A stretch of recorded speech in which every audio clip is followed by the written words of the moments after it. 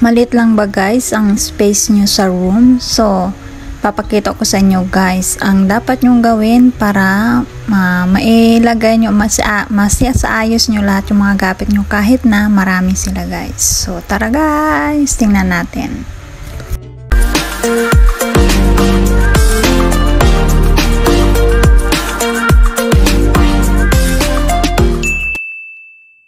Hello guys! For today's video guys ay ituturo ko kayo sa maliit na room ng aking alaga. Bali ako guys nag-ayos ng mga gamit niya na yan. Yan, nire-arrange ko guys para mas madali niyang hanapin, mas madali niyang makita ang kanyang mga gamit. Kasi sobrang dami guys. Tapos maliit lang naman yung room niya. Ayan yung kanyang PC. Ito naman yung kanyang computer. Ayan. Dito yung table niya. Ayan yung keypad niya guys, diba ang ganda? May ilaw-ilaw. Tapos ng table na to, ito yung mga table kung saan siya maglalagay ng kanyang mga makeup. Ayan, kung gusto niya mag-makeup, ayan yung mga gamit niya guys. Ayan.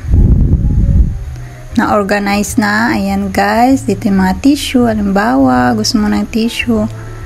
Ayan, ito yung maliit na table sa tabi niya kanyang bed. Tapos ito yung mga anime niya. O diba guys, ang ganda ng pagkaayos. Kasi in order niya yan guys, yung malagayan na yan para mapaglagyan ng kanyang mga anime. Ayan guys. O diba ang cute? Ayan. Tapos dito naman, ayan may mga lagayan ng mga halimbawa, yung bag na gusto niya, yung mga galing sa sa mga binili niyang gamit na branded. Ayan. Tapos dito guys, yung kanyang mga makeup. O yan guys, diba? O, na-organize na Kaya kung gagamitin niya, kunin na lang niya. Hindi na siya mahihirapan guys. Ayan o, diba? Maayos na yung kanyang room. Kasi guys, na boring ako. Wala akong magawa sa sa araw ng New Year. Kaya ayan ang ginawa ko guys. Ayan ang kanyang room at kanyang place kung saan siya nagko-computer. So yun lang guys. Hope you enjoy watching. Bye bye!